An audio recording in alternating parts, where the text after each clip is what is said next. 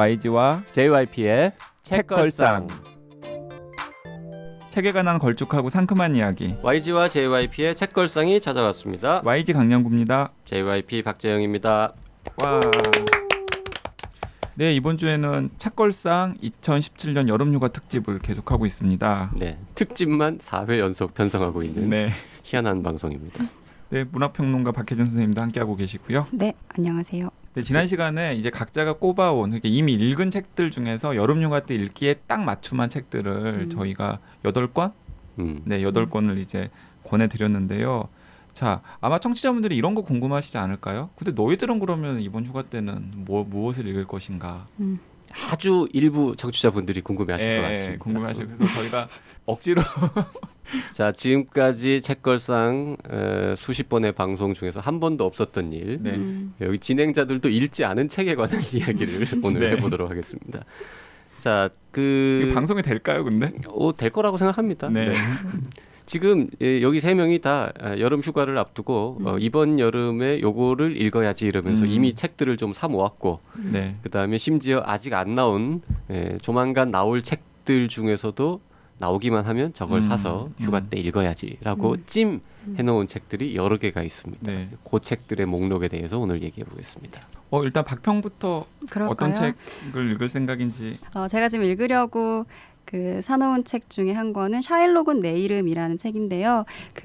셰익스피어스 400주년이었어요. 그래서 이거를 기념해서 한 출판사에서 좀 거대한 프로젝트로 현대의 작가들이 셰익스피어 희곡을 다시 쓰는 프로젝트를 진행을 했어요. 네. 그 중에 2권이 우리나라에 지금 들어와 있는데 그 중에서 베니스의 상인을 다시 쓴 샤일록은 내 이름이라는 책이고요.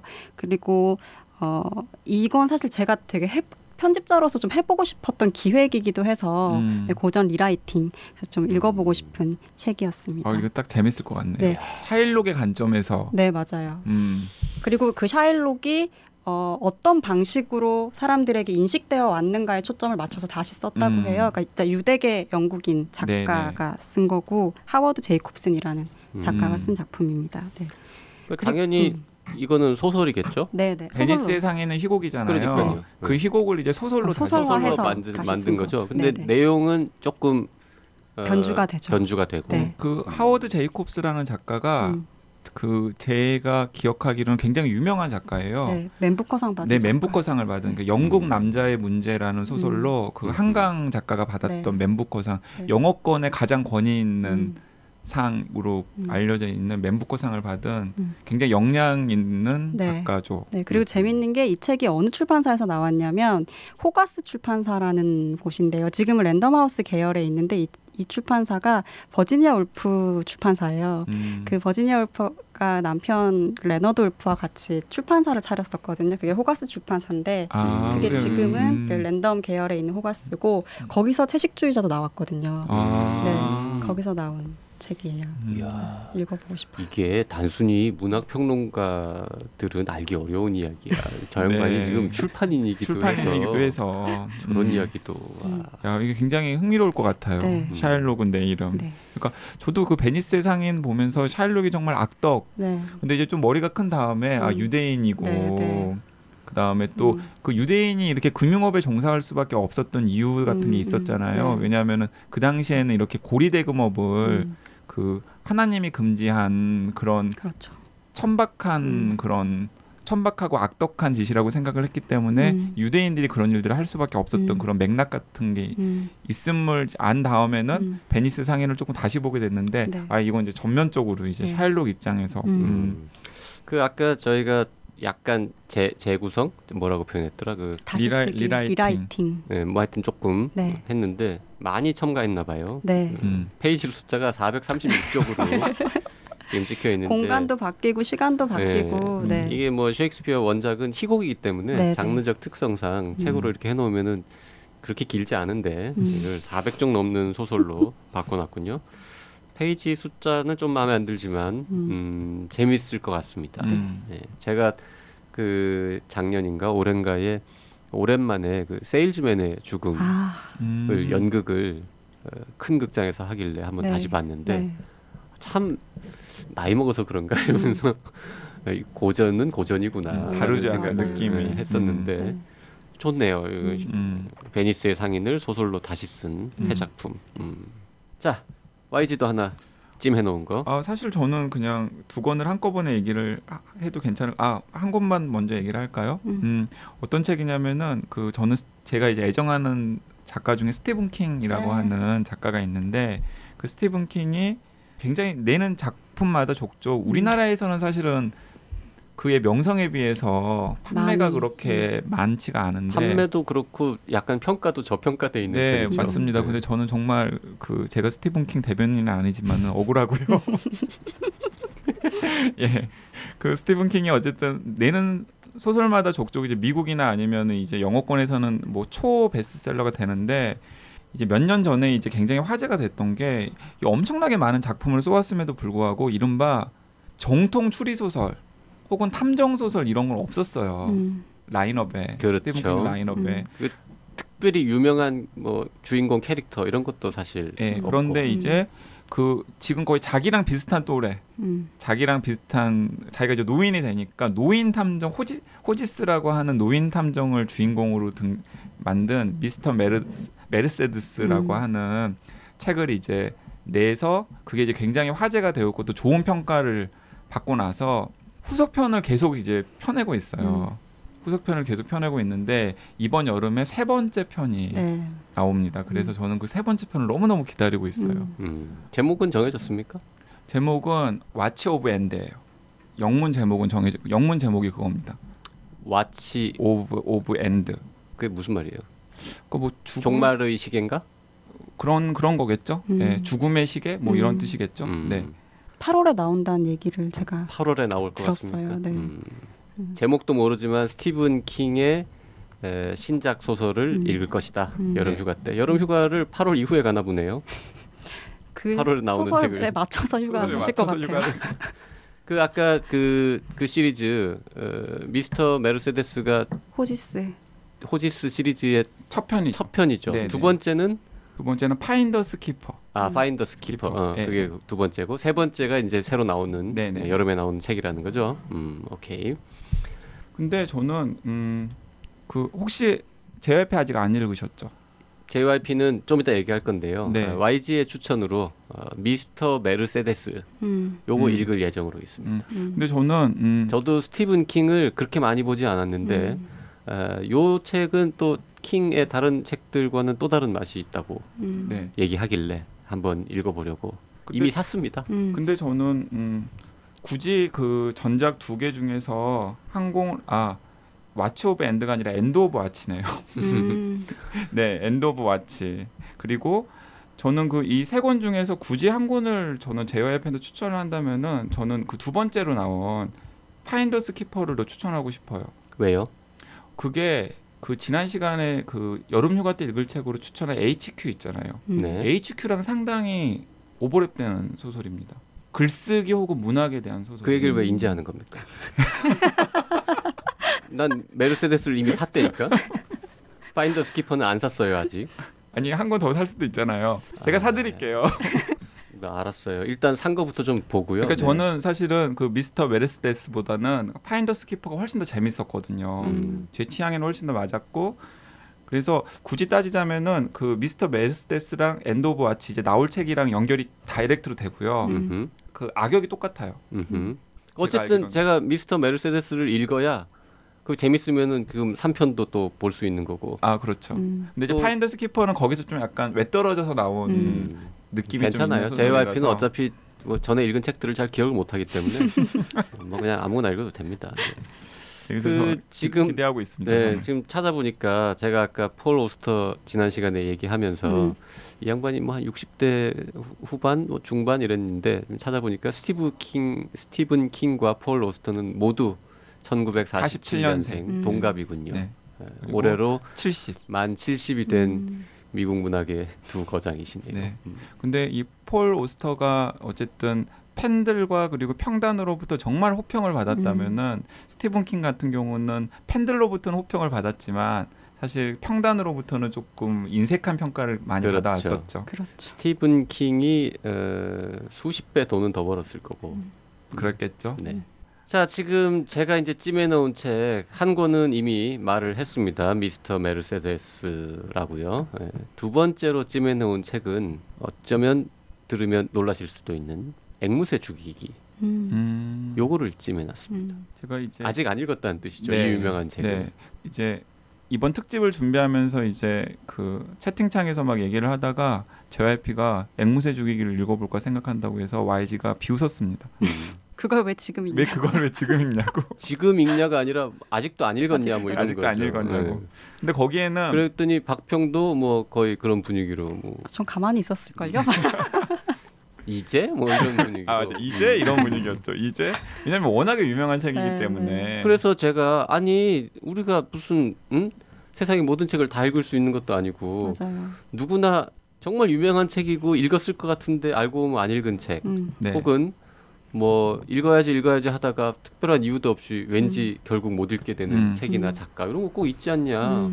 그러면서 이제 제가 억울해하고 네. 앵무새 죽이기 이 양반 이제 저자가 얼마 전에 돌아가셨잖아요. 맞아요. 그래서 네. 그 이제 부고 기사를 보면서 그분을 추모하는 마음에 내가 그동안 맨날 한번 읽어야 할 텐데 이러면서 못 읽었던 책을 읽어보자 해서 샀습니다. 일단 사야 네. 손에 잡으니까 그래서 사서 여름 휴가 때 한번 도전해 보려고 계획을 세우고 있죠. 근데 저는 그 사실 이제 이제라는 반응이 아직도 안 읽었어라는 반응도 있었지만은 여름휴가 때 그 책을 아까 지난번인가 얘기했던 그 여름 휴가철에 읽을 수 있는 책의 어떤 기준 중에 제 기준은 평소에 읽고 싶었는데 계속 바빠서 못 읽고 미뤘던 이런 책. 책이 계속 밀려요, 사실. 밀려요. 밀려요. 네. 이런 책들 많아요. 읽어야지 하면서 지금 책장에서 먼지 쌓여가는 책이 뭐 수십 권 있죠. 맞아요. 근데 저는 사실 그 앵무새 죽이기는 명성에 비해서 별로 재미가 없었어요. 저도 그런 소문을 들어갖고 계속 미룬 거죠. 네. 저도 이거 중학생 때 읽었는데요. 아니 그래서 사실 잘 기억도 생생하게 나지 않을 뿐더러 이렇게 인상적으로 읽지 못했어요. 그래서 사실 저는 재미없죠. 그랬겠죠. 그래서 뭐 이렇게 비난을 할 수 없는 입장입니다. 그러니까 이제 이게 이제 미국의 어쨌든 미국의 교과서에 실리는 소설이잖아요. 그래서 이제 어쨌든 미국의 사회적인 맥락에서는 굉장히 의미가 있는 소설일 테고 그리고 또 소설이 나온 지가 꽤 되었기 때문에 그 소설 자체도 사실은 그 당시로서는 어쨌든 굉장히 뭔가 센세이셔널한 반향을 일으켰겠지만 지금은 사실은 내용의 많은 부분이 스포일러가 돼 있고 그다음에 또 한국이라는 맥락에서 보기에는 그 하퍼리의 앵무새 죽이기는 사실은 휴가철에 이렇게 그냥 편하게 한번 읽어보기에는 조금 지루한 소설이죠. 아니 계획만 세웠어요. 못 읽을 수도 있습니다. 저도 읽다가 도저히 안 되겠다 이거는 이러고 포기할지도 모르지만 일단은 사서 저는 한 페이지도 읽은 적이 없고 내용도 몰라요. 스포일러도 모르고 시도해 본 적도 없어요. 근데 저는 시도해 보려고. 예, 그 JYP가 이제 JYP 앵무새 죽이기 읽는다고 해서 이제 YG가 이제라고 한 다음에 이제 바로 밑에서 이제 폴 오스터 얘기가 나와가지고 고백을 했죠. 저는 폴 오스터는 한 권도 안 읽었어요. 다들 이런 게 있나 네, 봐요. 모두에게 있는. 네. 박평은 폴 오스터는 당연히 저는 아시죠? 근데 전작은 다 못 읽었고요. 뭐 달의 궁전이라든지 뭐 빵 굽는 타작이라든지 뭐 내면 보고서라든지 몇 권 읽은 정도인데요. 그 제일 재미없는 것만 보셨군요. 그 달의 궁전은 좀 인상적으로 봤어요.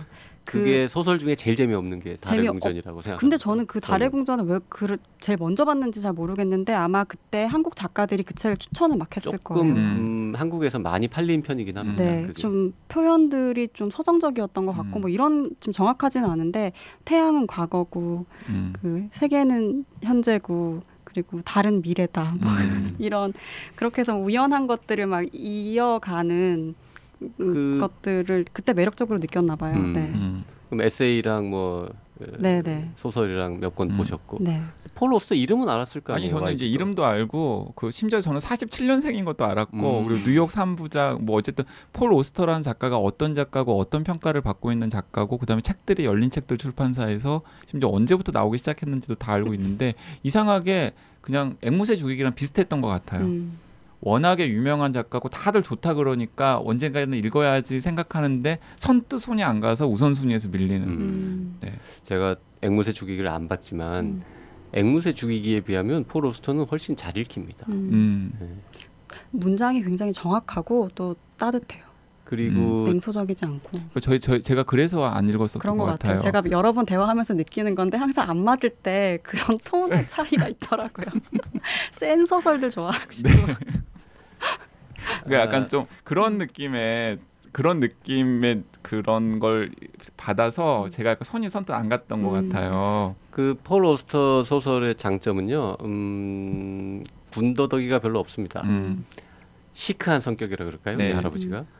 그래서 이 뭐 노벨상을 추구하는 작가들이 하는 것 같은 막 미사여구 복잡하게 분위기 잡고 뭐 어디서 이렇게 뭐 신화 이런 거 인용하고 이런 게 굉장히 적고 그냥 담담하게 이야기만 계속 씁니다. 맞아. 그래서 예를 들어서 어떤 소설은 한 두세 페이지는 그냥 넘겨도 스토리를 이해하는데 아무 지장이 없을 수가 있잖아요. 폴 오스터는 그런 짓을 하지 않습니다. 그냥 쭉쭉 갑니다. 그 각자 그 말 나온 김에 JYP는 앵무새 죽이기 아직 안 읽었고 YG는 폴 오스터 소설을 아직 한 권도 안 읽었고 한 권도 안 읽었고 박평도 뭐 네, 저는 전혀 안 읽은 거 쪽팔리는 거 있으면 빨리 까보세요. 네, 사실 오늘 나왔던 것 중에 있어요. 저는 스티븐 킹을 아직 못 읽어봤어요. 한 권도? 한 권 읽었는데 중편으로 된 그 별이 없는 한밤에. 네, 그거 어땠어요? 저는 진짜 싫었죠. 네, 이 명성이 아니 그 책은 그러니까 스티븐 킹 소설 중에서도 제가 보기에는 저는 좋았어요. 저는 좋게 읽었는데 스티븐 킹 팬들 중에서도 좀 호호가 많이 갈리는 책이에요. 그리고 정말 좀 세잖아요. 네. 거의 응징, 복수라는 키워드로 묶여 있는 그래서 중편. 저는 사실은 좋았는데 제가 딱 박평의 여태까지 좀 이렇게 책을 고르고 그런 취향을 딱 보고 나서 아니구나라는 생각. 이번에 호지스 시리즈는 한번 도전해 보려고. 호지스 시리즈는 따뜻해요. 네네. 근데 약간 의외인 게 소설은 뭐 안 볼 수도 있는데 네. 그 유명한 유혹하는 글쓰기도 안 봤습니까? 유혹하는 글쓰기는 봤어요. 그럼 그거는 뭐 편집자가 되자마자 봤어요. 그럼 그 책을 스티븐 킹을 전혀 안 본 건 아니죠. 소설을 안 봤으니까 사실 핵심인. 스티븐 킹의 유혹하는 글쓰기야말로 정말 훌륭한 책 책이었죠. 아닙니까? 그 편집자들 사이에선 거의 이제 가면 바로 교과서처럼 바이블이죠, 바이블. 네. 오는 책이죠. 유혹하는 글쓰기도 또 정말 훌륭한 책이죠. 휴가철에 보기에 유혹하는 글쓰기도 재미는 없지만 이게 점점 평균적인 글쓰기 실력이 떨어져가는 현대인들에게 한번 이게 내가 하다못해 이메일이나 보고서를 하나 쓸 때도 이런 걸 좀 고려하면 좋겠구나라는 인사이트를 줄 수 있는 책인데 유혹하는 글쓰기는 저는 심지어는 재미도 있었어요. 뭐 재밌어요. 네, 재밌어요. 글쓰기 책 중에선 진짜 제일 재밌는 최고죠. 책. 네. 시대의 구락군이 쓴 글쓰기 교본 이런 거죠. 본인이 봐봐 이게 말이 안 되는 게 글을 잘 쓰는 법에 대해서 가르쳐 준다고 하는 책인데 글이 재미가 없고 안 읽혀봐. 그렇죠. 말이 안 되지. 정말 그것도 그 책조차 재밌게 쓰는 게 스티븐 킹의 매력인 거죠. 맞아요. 스티븐 킹을 안 읽으셨군요. 근데 약간 반칙인 게 사실 앵무새 죽이 하퍼리나 뭐 폴 오스터급 정도 되면 책 좀 읽는다는 사람이 전 아직 그분의 책을 한 권도 안 읽었어요. 이러면 약간 아주 조금이지만 그냥 민망한 뭐 사람들이 그래 뭐 이런 정도인데 민망하지 않아요. 스티븐 킹은 자기 안 민망하다고? 안 민망해요. 민망해야 돼. 오스터 미안. 스티븐 킹은 안 읽을 수도 있죠. 민망하지 않잖아 이건. 그게 편견인 거죠. 그렇죠. 편견이죠. 이거 말고 진짜 막 유명하고 고전 중에 고전이고 막 당연히 평론가이기도 하고 해서 읽었어야 하는데 안 읽은 한 번도 안 접한 작가도 근데 어쨌든 없습니까? 스티븐 킹 같은 경우는 약간 스토리텔러로서의 최고의 스토리텔러라는 소리를 들으니까 박평 입장에서는 약간 신경이 쓰일 수도 있죠. 계속 읽어야 된다는 강박이 있어요. 왜냐하면 편집자이기 때문에 계속 이야기를 보고 이렇게 스토리에 대해서 피드백을 해야 되는 입장이기 때문에 최고의 그 이야기들에 대한 감각은 갖고 있어야 되잖아요. 그래서 읽어야죠. 근데 이 양반이 제가 보기에는 스티븐 킹 같은 경우는 사실은 이제 그 이면에 보면은 약간 좀 그런 게 있어요. 좀 약간 따뜻하고 소수자에 대한 배려나 이런 게 있거든요. 근데 이제 그 저번에 읽은 그 중편집 같은 경우는 사실은 첫 편 같은 경우에 너무나 또 세잖아요. 네, 세요. 네. 정말 놀라울 정도로. 네. 근데 다른 책들을 보면은 되게 따뜻한 그런 게 있고 이 호지스 같은 경우는 또 이렇게 자기보다 약간 연배가 어린 노인을 주인공으로 해서 등장을 시켰기 때문에 저는 이제 이 책을 읽으면서 이 양반도 이제 늙어가는구나 라는 생각을 했죠.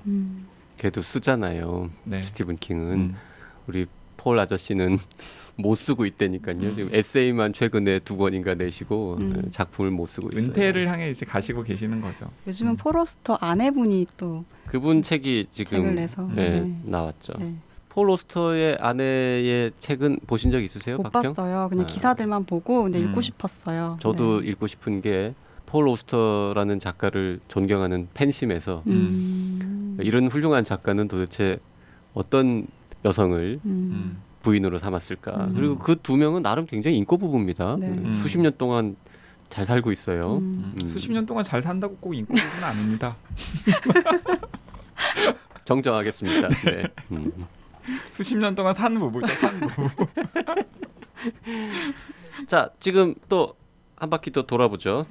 제가 2개 했고 YG가 하나 더 얘기하면 되나요? 지금 스티븐 킹만 얘기했잖아요. 네, 스티븐 킹만 얘기했는데요. 사실 저는 스티븐 킹이랑 비슷한 케이스인데 그 하루키가 또 신작을 냈잖아요. 네. 이 양반 보게 아직 나오지도 않은 책으로 지금 네, 계속 기사단장 죽이기라는 책이 이제 문학동네에서 상당히 비싼 선인세로 계약이 된 다음에 열심히 번역이 되어서 아마 이제 휴가 중에 나올 거라고 지금 다들 예상을 하고 지금 있는데 어떤 편집자가 정말 죽도록 열심히 일하고 있겠군요. 네, 그렇죠. 근데 어쨌든 저는 1Q84 이후에 그 1Q84가 나온 다음에 아마 소설가 김현수 씨가 이렇게 평을 했을 것 같아요. 현존하는 소설가 중에서 전 세계를 통틀어서 되게 이 정도의 문제의식과 이 정도의 스토리를 가지고 이렇게 긴 구라 혹은 긴 얘기를 쓸 수 있는 사람은 현재로서는 하루키밖에 없는 것 같다라는 정말 극찬을 했는데 저는 그 1Q84라는 소설을 읽고서 거기에 동감을 했고요. 그 다음부터는 이제 하루키가 내는 신작들은 그래도 다 찾아서 한번 읽어봐야겠다는 생각인데 아무튼 기사단장 죽이기가 또 1Q84 이후에 거의 한 10년 만에 나온 또 묵직한 장편이기 때문에 한번 읽어볼 생각을 가지고 있습니다. 저도 하루키 이번 기사단장 죽이기는 읽은 사람들한테 이야기를 꽤 디테일하게 들었고 글들도 좀 찾아보고 했는데 그 결과는 그 초반에 그 노르웨이의 숲이라든지 이렇게 책을 썼을 때 정말 흡입력 있는 그 하루키만의 장점을 그대로 가지고 가면서 우와. 다른 새로운 것까지 더해서 그 내용만 보면 진짜 대가라는 것을 알 수 있을 정도로 기대가 되는 작품이에요. 네. 지금 막 여러 이야기들이 있긴 하지만 그럼 이건 몇 권짜리? 1Q84만큼 두껍습니까? 이거 2권으로 나온 걸로 알아요. 다행이네요. 네. 1Q84는 세 권이라서 세 권도 그냥 3권입니까? 그게 상당히 두꺼운 걸로 3권이어서. 근데 저는 1Q84는 사실 3권이어서 너무 좋았는데 재밌으니까. 재밌으니까요. 네. 1Q84 참 재밌었죠. 네. 기사단장 죽이기 지금 1Q84 이후에 그 사이에 뭐 소품들이 조금 있었죠. 그 색채가 없는 뭐 민음사에서 나온 소품 같은 책. 뭐죠? 그런 것도 색채가 있었고. 없는 다자키스크. 순례를 찾아 뭐 제목도 맨날 외울 수 없는 뭐 순례길을 찾아 떠난 뭐 색채가 없는 어쩌고 하여튼 그 책이 있었고 그거 말고는 없었나요? 소설로는? 네, 그거 나온 다음에 이제 기사단장 죽이기가 나오는 겁니다. 네. 아무래도 모르긴 해도 저도 또 유혹에 넘어가겠죠. 네. 1Q84 때도 3권이라서 안 읽으려고 그랬는데 평이 너무 좋아서 도저히 그 유혹에 안 넘어갈 수가 없더라고요. 그래서 한 페이지 딱 2페이지 읽는데 뭐 끝까지 읽겠구나. 그리고 다 읽었죠. 하루키는 진짜 책을 안 넘길 수가 없는 하루키는 것 같아요. 대단합니다. 시작하면. 요 책으로 노벨상 타나요? 드디어 이제? 모르겠습니다. 근데 어쨌든 계속해서 지금 장수만 하면 탈 것 같아요. 네, 상위권에 올라와 있고 주겠죠, 뭐. 장수만 하면 언젠간 탈 것 같습니다. 근데 이제 너무 많이 팔리니까 아마 그 노벨위원회 분들이 약간 그게 제일 큰 감점 요인이 제일 큰 감점 요인이 아닐까. 조금 덜 팔려야 이게 상을 주고 싶은 마음이 드는데 너무 트렌디하잖아요. 마치 무슨 스티븐 킹처럼 대중작가처럼. 하루키 말 나온 김에 YG는 하루키의 여러 소설 중에서 제일 좋아하는 건 뭡니까 개인적으로? 개인적으로 제일 좋아하는 거요? 저는 사실 1Q84예요. 왜냐하면 저는 사실 그 하루키의 그 초기작들 있잖아요. 초기작들을 정말 늦게 읽었어요. 그러니까 90년대 후반에 군대 가서 읽었습니다. 그러니까 군대 가서 이제 할 일 없어서 읽고서 좀 충격을 받았죠. 노르웨이 숲을 군대에서 읽었는데 왜냐하면은 90년대에 나온 우리나라의 영화나 소설이나 등등의 모든 문화적인 그런 것들이 다 하루키 영향권 안에 있었더라고요. 그러니까 저는 아류들을 먼저 접한 다음에 원작을 읽은 거죠. 그래서 약간 군대에서 되게 좀 쇼크를 받아서 막 군대에서 막 편지 같은 거 많이 쓰잖아요. 그래가지고 이제 지금 모 출판사의 편집자를 하고 있는 여자 선배한테 군대에서 하루키를 읽고 나서 막 쓴 소감을 막 썼던 또 이걸 따라한 거고 뭐 무슨 영화도 이걸 따라한 거고 어쩌고 저쩌고 막 이러면서 막 썼던 기억이 지금도 있는데 그래서 상실의 시대 혹은 노르웨이의 숲을 읽은 다음에 하루키의 이제 80년대 후반 90년대 초반에 낸 소설들을 이제 집중해서 읽으신 분들에 비하면은 하루키를 굉장히 늦게 접한 셈이죠. 그 중에서 1등은 네, 그러고 나서 이제 뭐 조금씩 읽었는데 사실은 이제 뭐 타이밍이 지나가니까는 그때 감흥이 없더라고요. 하긴. 네. 예, 그러다가 이제 1984를 보고 약간 또 충격을 좀 받았죠. 그래서 박평은 하루키 책 중에 제일 좋아하는 책은 뭡니까?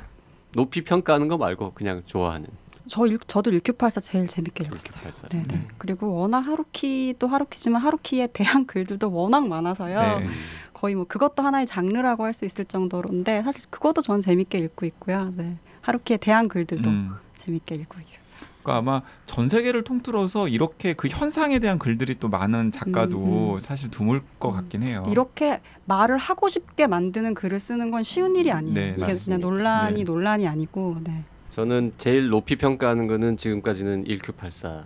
그리고 개인적으로 읽을 때 그 옛날에 하여튼 읽으면서 가장 즐겁고 막 사랑했던 작품은 그때는 제목이 일각수의 꿈으로 번역돼서 나왔었는데 요즘은 이제 원제대로 세계의 끝과 하드보일드 원더랜드라고 나오는 요 책을 가장 좋아했어요. 그러니까 그 책을 사실은 높이 평가하시는 분들도 꽤 많이 있더라고요. 네. 네 번째 장편 소설이죠. 80년대에 쓴 책이고 우리나라에는 90년대에 소개됐었는데 저는 이 책을 읽을 때가 아마 대학생이었던 것 같은데 공부 안 하고 요거 읽느라고 또 며칠 잠 못 자고 그랬던 기억이 납니다. 자, 우리 오늘 우리가 휴가 때 읽으려고 찜해놓은 책에 대해서 얘기하고 있는데요. 방송 짧게 하기로 했는데 벌써 시간 많이 지났습니다. 네. 2권씩 얘기했나요 이제? 네. 마지막 한 권. 아니야. 지금 박평은 아직도 하나밖에 안 했어요. 못했어요. 제가 2권을 박평이 2개 연달아서 합시다 얘기할게요. 그 줄리안 반스 책인데요. 시대의 소음이라는 신작이 나왔어요. 줄리안 반스는 그 예감은 틀리지 않는다라는 책으로 맨부커상 수상했던 작가고 그때 그러니까 굉장히 잘 읽히는 이야기인 동시에 뭐 기억이라든지 이런 시간에 대한 문제를 개인의 이야기 안에서도 굉장히 날카롭고 또 지적으로 풀어내는 작가여서 한국에서도 인기가 굉장히 많은 작가예요. 네. 줄리안 반스는 한국에서 최근에 인기가 높아지고 있죠. 이분도 이제 70 넘은 할아버지인데 아주 세련된 할아버지죠. 네, 그동안은 그렇게 안 팔렸는데 예감은 틀리지 않는다가 히트를 치면서 그때 히트 쳤었어요. 제목도 잘 바꿔져서 나왔고 이 원제랑 좀 다른데 재밌는 책이었어요. 그러고 보니 예감은 틀리지 않는다 같은 것도 YG는 예감 봤습니까? 봤습니다. 그런 책도 한번 우리 책걸상에서 다룰만 하지 않습니까? 맞습니다. 나 깜짝 놀랐잖아요. 70대 할아버지가 이렇게까지 세련되고 반전 있는 책을 우아하게 쓴다는 거. 이 책은 이 시대의 소음도 정말 흥미로운 책이군요. 시대의 소음. 쇼스타코비치가 주인공입니다. 그 영화 러시아의 작곡가이자 피아니스트인 쇼스타코비치. 그 실존 인물을 주인공으로. 그러니까 천재 작곡가로 추앙을 받다가 스탈린 정권 눈밖에 나가지고 한순간에 모든 것을 잃은 음악가. 그래서 제목도 시대의 소음. 왜냐하면 그 음악이 시대의 소음이라고 규정을 당했었거든요. 흥미로운 책이네요. 그러네요. 좋습니다. 그리고 다른 책은 그 히라노 게이치로의 마티네의 끝에서라는 책인데요. 그 히라노 게이치로는 뭐 일식이라든지 좀 어려운 책 많이 쓰는 작가. 일식의 작가분이요. 그러니까 문학동네에서 계속 책들이 나왔는데 한 재작년쯤부터 다른 출판사에서 좀 다른 식으로 이제 마케팅 포인트가 생긴 것 같더라고요. 조금 더 이제 부드러운 분위기의 표지들. 그래서 이번에 마티네의 끝에서는 또 연애 이야기를 썼고 이게 신문 연재할 때 반응이 되게 좋았대요. 그래서 이번에 이 책은 어떻게 썼나 궁금하고 사실 그 몇 년 전에 결괴 읽었을 때 내가 이걸 계속 읽어야 되나 이 작가 거를 그래서 한동안 멈춰 있었는데 이 작품 읽으면서 다시 한번 생각해 보려고요. 그러니까 이런 대사가 있나 보네요. 나 이제 곧 결혼해요. 그러니까 내가 그걸 막으러 왔죠. 지금 옆에 있는 그 사람이 가장 사랑하는 사람입니까? 저는 지금 히라노 게이치로라는 말씀을 하실 때까지는 전혀 모르는 사람이라고 생각하고 듣고 있었는데 네. 일식 얘기를 하셔가지고 네, 일식이 워낙에 유명한. 일식을 봤어요. 네. 일식을 보고 내용이나 뭐 아무도 생각나지 않는데 이 양반 책은 안 봐도 되겠구나라고 저는 좀 어렵죠. 제꼈던 작가인데 네. 사실 저도 그렇게 좋아하는 작가는 아니에요. 네. 근데 지금 이 마티네의 끝에서 분위기가 전혀 다른 소설인 것 같은데요.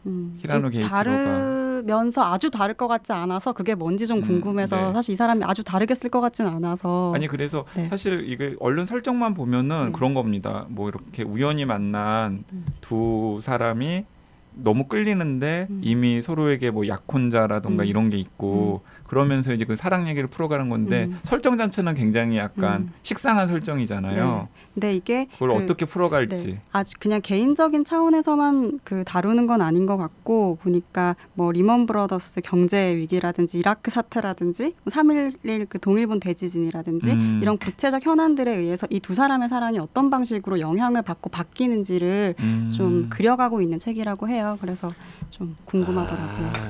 지금 그 일식을 검색해서 봤는데 이 이제 기억이 좀 나는데요. 이 황당한 설정의 이 소설인데 제가 그때 안 봐도 되겠구나라고 제꼈던 거를 약간 반성해야 되겠는 게 일식이라는 책을 23살, 22살에 발표한 책입니다. 그러니까 천재 소리를 들었었죠. 천재 소리를 들었던 22살에 이런 책을 썼으면 그래도 좀 10년 가까이 지났으니까 그 다음 책 한 권 좀 읽어줄 수 있겠군요. 어떻게 발전했는지.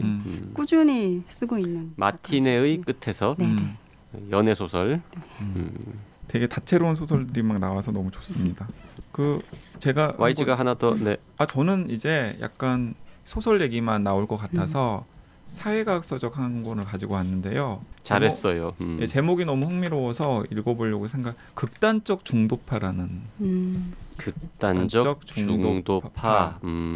누가 쓴 거냐면 타리카 알리라고 하는 그 68 혁명에 대한 회고록으로 굉장히 유명한 이제 영국의 유명한 신자파 파키스탄 출신의 신자파 그 이론가 겸 활동가인 타리카 알리 이미 지금 할아버지가 됐죠.